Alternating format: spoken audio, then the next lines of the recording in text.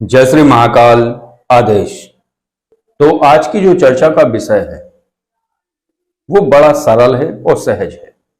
वो इसलिए क्योंकि आपने देखा होगा कई लोगों के जीवन में अज्ञात या अप्रत्यक्ष रूप से समस्याएं प्रकट होती हैं। समस्या किस प्रकार की प्रकट होती हैं? शरीर का भारी रहना, मन में दबाव महसूस करना, उलझन में रहना, द्वंद्व में रहना, अकारण ही, कोई कारण नहीं है, कोई चिंता नहीं है, कोई समस्या नहीं है, लेकिन फिर भी समस्याएं उसके शरीर को घेर लेती हैं। ऐसा एक व्यक्ति नहीं है, कई लोग हैं जो इस प्रकार की समस्याओं में फंसे हुए हैं और इसका वो ट्रीटमेंट भी कराते हैं, लेकिन उससे कोई लाभ नहीं होता है। दूसरी बात, नकारात्मक ऊर्जाएं किस प्रकार से कार्य करती हैं। एक हमारे परिचित हैं, मित्र हैं, तो उनका घर है, एक बहुत पुराना घर है जिसमें वो रहते हैं और उनकी पूरी फैमिली रहती है। तो उनके साथ विडंबना है एक बहुत बड़ी। क्या दिक्कत है उन्हें कि उनके घर में, ये मैं इसलिए बता रहा हूं क्योंकि उनका देखा था, और जो देखा अर्थात जो शक्तियों से पूछा और जो आया, इसलिए ये चर्चा हो रही। उनके घर में एक ऐसी ऊर्जा है जो मुखिया पर, जो घर का कर्ता धर्ता होगा, उसको पकड़ेगी। उसको पकड़ेगी कैसे? उसको ऐसी कोई समस्या नहीं समझ आती है कि जो पारलौकिक समस्या हो, शारीरिक समस्या। उसके पेट में दर्द रहता था कुछ समय से और उसका वजन लगभग 75 kg, 6-7 महीने पहले। आज उसका वजन है 55 और वो गिरता चला जा रहा है, कमजोर होता चला जा रहा है। तो उसने सोचा चलो डॉक्टर से एक बार कंसल्ट कर लें।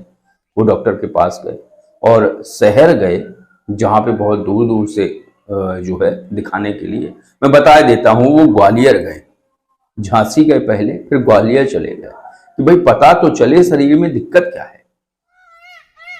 लेकिन यकीन मानिए उनके अल्ट्रासाउंड वगैरह सब कुछ देखे मैंने, कहीं भी कोई भी ऐसी चीज नहीं थी कि जो शरीर में किसी व्याधि की तरफ इशारा करे। कोई व्याधि नहीं थी, उनका शरीर पूरी तरीके से स्वस्थ था, जो कि रिपोर्टों के आधार पर और सामने देखने पर वो अस्वस्थ थे। प्लेटें सही थी, किडनी और पित्ताशय, आमाशय, सब कुछ। और उन्होंने अपने दिमाग की भी जांच कराई थी, सब कुछ नॉर्मल था। हीमोग्लोबिन भी लगभग 13% था। तो लेकिन फिर उन्हें दिक्कत क्या है? कोई ऐसी एनर्जी है जो उस घर में रहने वाले मुखिया को चूसती है। पहले उनके पिताजी मुखिया थे, अब वो मुखिया है। अब वो एनर्जी जो है उन्हें पकड़ रही है। करते क्या थे ये? उससे बचने के लिए ये करते थे कि प्रत्येक वर्ष में 2 नवरात्रियां आती हैं, जो गृहस्थ व्यक्ति जानता है।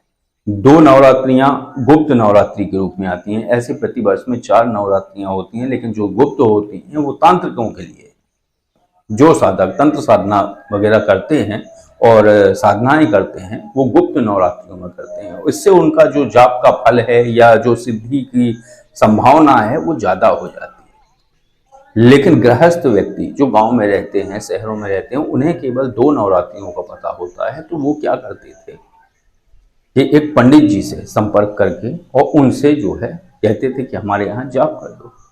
मैंने उनसे पूछा जाप क्या कराते हो? बोले महाराज जी मुझे नहीं है पता, मैं तो कहता था कि जाप कर दो। वो 9 दिन आते थे, 9 दिन रुकते थे और 9 दिन वो जाप करते थे। मैंने कहा क्या? तो बोले उनके पास एक पुस्तक होती थी, दुर्गा सप्तशती, वही जाप वो करते थे, वही वो पाठ करते थे। मैंने कहा बहुत अच्छी बात है। फिर तो वो बताते रहे जब तक मैंने कुछ नहीं पूछा शक्तियों के माध्यम से कि है क्या दिक्कत। तो वो जाप कराते थे, हवन करा देते थे। नवमी को पूरा हवन होता था, पूरा घर बैठता था, ब्राह्मणों के भोजन कराते थे, सब कुछ था। लेकिन स्थितियां थी कि सुधर नहीं रही थी। तब वो मेरे पास आते तो थे वो, लेकिन इस विषय पे चर्चा नहीं होती थी। लेकिन फिर चर्चा हुई, जब उनका समझा, एकांत में बैठ के थोड़ा समझा कि दिक्कत क्या है, तब ये चीज निकली कि एक एनर्जी है जो बहुत वर्षों से है उस जगह पर और वो केवल मुखिया को निचोड़ते हैं, यानी मुखिया पर ही पूरा दबाव बनाती है। तो ये जो है इनकी हालत खराब हो गई है, चल रही है, और शरीर में कोई दिक्कत ना होते हुए भी पूरी दिक्कतों में फंसे हुए हैं। पैसा इलाज में जा रहा है, पैसा आने के स्रोत रुकना शुरू हो गए हैं और पैसा जाने के और ज्यादा स्रोत खुल गए हैं। मैंने उनको कुछ उपाय बताए हैं और उन उपायों को करने के लिए बोला है। अब वो अपना उपाय करेंगे और थोड़ी राहत उन्हें प्राप्त होगी।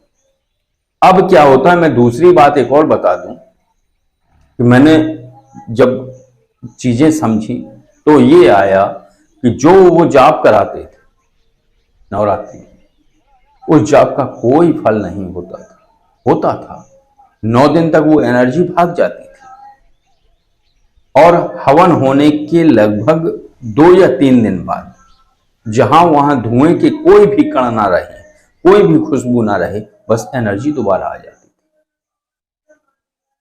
फिर पूछा कि जो होता था, जो जाप होता था, जो करते थे पंडित जी, वो कैसे करते थे। तो उस विषय में भी कई चीजें खुल के आई। हालांकि मैं अब इतना ही कहूंगा कि आप जब भी अनुष्ठान कराएं, किसी भी पंडित से कराएं, उसकी आयु कम से कम 55 वर्ष से कम ना हो, पहली बात। दूसरी बात, वो विवाहित हो, ब्रह्मचारी ना हो, क्योंकि ब्रह्मचारी केवल कहने के लिए होता है व्यक्ति। और अपवाद की मैं बात नहीं कर रहा हूं, अपवाद होते हैं, जैसे वीरों में वीर, एक ब्राह्मण कभी वीर हो सकता है? नहीं हो सकता। क्षत्रिय वीर होते हैं, लेकिन परशुराम जी अपवाद थे। इनकी बात नहीं हो रही है, बेसिक बात हो रही है कि जो ब्रह्मचारी लिखाए घूमते हैं वो कितने ब्रह्मचारी हैं, ये अलग बात है। इसलिए किसी भी 20 साल से लेकर 45 साल तक के व्यक्ति से जिम्मेवारी वाला, जैसे अब कोई व्यक्ति बीमार है, मरणासन स्थिति है उसकी, और उसकी जो है जीवन ऊर्जा घट रही है, और जब जीवन ऊर्जा घट रही है तो उसके लिए महामृत्युंजय का जाप करवाना या उसके निमित्त करना बहुत आवश्यक है, नहीं तो वो नहीं बचेगा। तो अगर आप 20-20 साल के लड़के आप करके, ब्राह्मण करके और जाप कराएंगे तो क्या फल आएगा मुझे नहीं है पता। मैं तो इतना जानता हूं कि मैंने जो देखा, मैंने उनका फोन लिया, मैं कई संगतों में बैठता हूं, ऐसा नहीं है, जो मेरे अनुभव है, जो मेरे देखा हुआ है वो मैं बता रहा हूं। तो जब आप जो भी यूट्यूब पर देखते होंगे, सबसे ज्यादा उसी से संबंधित विषय पर वीडियो आएंगे उसमें। तो जब मैंने उनका यूट्यूब क्लिक किया, कहीं फलाने का डांस, कहीं ये कहीं वो, अब आप समझदार हैं, समझ गया। तो जिस व्यक्ति के पास खुद की ही ऊर्जा नहीं है, वो आपके यहां जाप करेगा तो पहले तो वो अपने लिए ऊर्जा लेगा, स्वतः चली जाती है ऊर्जा, कोई नहीं देने वाला होता है, ना लेने वाला होता है। तो जब वो आपके यहां जाप करेगा तो सबसे पहले अपने गड्ढे भरेगा, उसके गड्ढे में स्वतः चली जाएगी, वो गड्ढा भरने के लिए, वो लेवल मिलाने के लिए वो ऊर्जा स्वतः चली जाएगी। अब आपके यहाँ 5 दिन का जाप है, या किसी के यहाँ भी 5-6 दिन का जाप है, जिसमें से 3-4 दिन की ऊर्जा चली गई। अब जब 3-4 दिन की ऊर्जा चली गई तो उस व्यक्ति को क्या लाभ होगा 2 दिन की ऊर्जा से, जिसके लिए 1.25 लाख महामृत्युंजय मंत्र का जो है जाप ऊर्जा उसे चाहिए थी अपनी ऊर्जा बढ़ाने के लिए, उसके पास 20,000 मंत्र से होगा क्या? उसका थोड़ा सा चैतन्य होगा, लेकिन फिर गिर जाएगा। घूम फिर के बात तो दूसरी लाइन में जा रही है, फिर आते हैं मूल बात पर। तो उनको मैंने फिर एक प्रक्रिया बताई कि तुम योगेश्वर शिव साधना कर लो, इससे तुम दूसरों का ठीक तो नहीं कर पाओगे, लेकिन तुम खुद बचे रहोगे। किसी भी प्रकार का प्रचंड से भी प्रचंड तंत्रवार हो, अगर जो व्यक्ति योगेश्वर शिव साधना करे हुए है और सही विधान से करे है, कोई वैकल्पिक व्यवस्था नहीं करी, उसने किसी भी चीज का विकल्प नहीं किया, जैसा विधान में बताया है वैसे विधान अनुसार उसने साधना करी, तो यकीन मानिए कोई कितना भी बड़ा तांत्रिक हो, उसके ऊपर मारण करके देख ले, नहीं होगा। यही सारी चीजें हैं। तो योगेश्वर शिव साधना से क्या होता है कि व्यक्ति किसी भी प्रकार के तंत्र प्रहार से बच जाता है, नकारात्मक ऊर्जाओं से बच जाता है, लेकिन उसका एक और है सूत्र कि वो दुर्घटनाओं से भी बच जाता है। अर्थात तो उसका प्रारब्ध जो मृत्यु तुल्य या मृत्यु जैसी घटना होगी, जिसमें उसके लिए मृत्यु घटित होने वाली होगी, योगेश्वर शिव साधना करे हुए व्यक्ति ऐसी दुर्घटनाओं से स्वतः बच जाता है। स्वतः नहीं, योगेश्वर महादेव की कृपा से वो बच जाता है ऐसी दुर्घटनाओं से। वो जाएगा ही नहीं, कुछ ऐसी अड़चन आ जाएगी कि वो वहां उस स्थान पर पहुंच ही नहीं पाएगा। ऐसा देखा हुआ है, क्योंकि पहले मैं कवच नहीं बनाता था, पहले मैंने एक ताबीज बनाई हुई थी। तो ये ऐसी चीजें आजमाई हुई हैं, एक दो व्यक्तियों को और दी है वो ताबीज। तो क्या था उसमें, योगेश्वर महादेव के मंत्र से जो है हवन किया, हवन करने के बाद भस्म उसमें डाल दी और ढक्कन लगा दिया और बस प्रणाम करके हो गई। तो कहने का मतलब है कि जो व्यक्ति उनके नाम से, बाबा योगेश्वर महादेव के नाम से मिट्टी भी उठा के किसी को दे दे तो फलीभूत हो जाएगी, वो विभूति बन जाएगी। तो उनको जो है, जो हमारे मित्र थे, उनको मैंने योगेश्वर शिव साधना करने के लिए बोला, तो बोले ठीक है। तो कुछ मुहूर्त नहीं थे, कुछ समय लगा, चीजें ऊपर नीचे हुई, कुछ नहीं हुआ। सीधी बात है, नकारात्मक ऊर्जा अगर है तो कुछ ना कुछ व्यवधान पैदा करे। उन्होंने वो साधना नहीं कर पाई, मिले मिलाए पर भी साधना नहीं कर पाई, और निःशुल्क, क्योंकि हम उनके मित्र हैं, क्या फीस लेंगे, ऐसा उनका विचार है। तो मैंने भी कुछ नहीं कहा, मैंने कहा लो भैया ये ऐसे ऐसे करना है और बता देना कि कब करो, तो थोड़ा फोन लगा लेना। आज तक उनका फोन नहीं आया, ना उन्होंने करी है। तो कहने का मतलब है जिसका जैसा प्रारब्ध होता है तो वो वैसे ही प्रक्रिया में चला जाता है। तो जो है योगेश्वर शिव साधना आज यानी अर्थात 2 जुलाई रविवार से आरंभ हो गई है। क्यों आरंभ हो गई है? क्योंकि रात्रि 8:45 के बाद गुरु पूर्णिमा शुरू हो गई, और ये उसी प्रक्रिया की उसी मुहूर्त में ये साधना होगी। जब तक गुरु पूर्णिमा का मुहूर्त रहेगा, यानी 3 तारीख को 5:00 तक गुरु पूर्णिमा का शुभ मुहूर्त है, और इस समय कुछ विशेष योग बन रहे हैं, ब्रह्म योग, इंद्र योग, बुध आदित्य योग, इस तरीके से योग बन रहे हैं, जिनमें व्यक्ति अगर कोई साधना करता है तो वो तत्काल फलीभूत होता है। और ये जो है साधक जुड़ गए हैं और साधना आरंभ हो गई है। और इसमें सबसे पहले साधक ये देखा जाता है कि इसके भाग्योदय देव कौन है, और सबसे पहली साधना है भाग्योदय की। तो भाग्योदय जो देव हैं उनको खोजकर, उनका मंत्र खोजकर, और उस मंत्र का उस साधक द्वारा जाप कराया जाएगा, और जाप कराने के बाद वो हवन संपन्न करेगा गुरु पूर्णिमा के मुहूर्त तक। इसके बाद नहीं, ये हो जाएगी, फिर इसके बाद योगेश्वर शिव साधना शुरू होगी।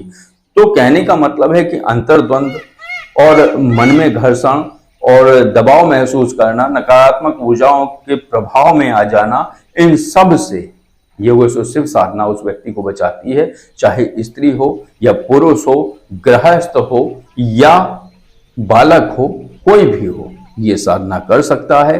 और ये पूर्ण तरीके से सात्विक है, और ये वैदिक और तंत्र का सम्मिश्रण है।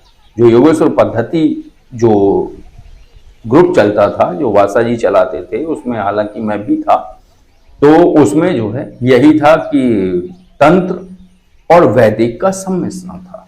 पूरा वैदिक भी नहीं था और पूरा तांत्रोक्त भी नहीं था। तो कोई भी व्यक्ति इन साधनाओं को कर सकता है और लाभ ले सकता है। तो आज का जो विषय था, विषय ये था कि आपको भी पता नहीं चलता है, किसी को भी पता नहीं चलता है कि वो नकारात्मक ऊर्जाओं के प्रभाव में है, जब तक वो पूरी तरीके से गस नहीं जाता, फंस नहीं जाता। तो जैसा कि मैंने बताया है कि वो हमारे मित्र हैं जो, तो वो इस तरीके से फंसे हुए हैं, किसी भी जांच में कोई भी चीज नहीं आती है। ऐसे ही कई लोग हैं जिनको कुछ ना कुछ दिक्कत होती रहती है, फिर कभी ये होना, कभी ऐसे कई फ़ोन आते रहते हैं, तो उनको यही बताया जाता है कि भैया शाम को 5 से 7 के बीच में आप कॉलिंग इंफो से कॉल करके जानकारी ले सकते हैं, क्योंकि जो नंबर स्क्रीन पर दिया है ये जो है साधारण विषय के लिए है। इसको 5 से 7 के बीच में साइलेंट कर दिया जाता है और एक विशेष जगह, यानी जिसको बोलते हैं गद्दी लगाना, गद्दी नहीं लगती है, लेकिन एक अपने लिए एक विशेष समय रखा जाता है। और ऐसा नहीं है कि चलते हुए चाहे जब शक्तियों को बुला लो, ये भी ठीक नहीं है कि दिन में कभी 10 बजे जिसने फोन कर दिया तत्काल बुला लो, ऐसा नहीं है, ये उचित नहीं है। शक्तियों के प्रति आपका समर्पण भाव होना चाहिए। ऐसा ना हो कि चाहे जब जाके कुंडी खड़का दी, कहाँ हो निकलो, ऐसे नहीं होता है। तो एक विशेष समय रखा गया है पारलौकिक समस्या के विषय में जानने के लिए, जो कि 5 से 7 के बीच में रहता है, दिन में शाम के टाइम 5 से 7 के बीच में। और अगर कोई साधारण चर्चा है तो ये जो नंबर है स्क्रीन पर, इस पर आप दिन में कभी भी कॉल या व्हाट्सएप करके अपने जो आप जानना चाहते हैं, जो आप पूछना चाहते हैं भौतिक विषय पर और या साधनाओं के विषय में कि कैसे करें, तो इस पर आप जानकारी ले सकते हैं। तो आज की चर्चा को विराम देते हैं। आदेश। जय श्री महाकाल।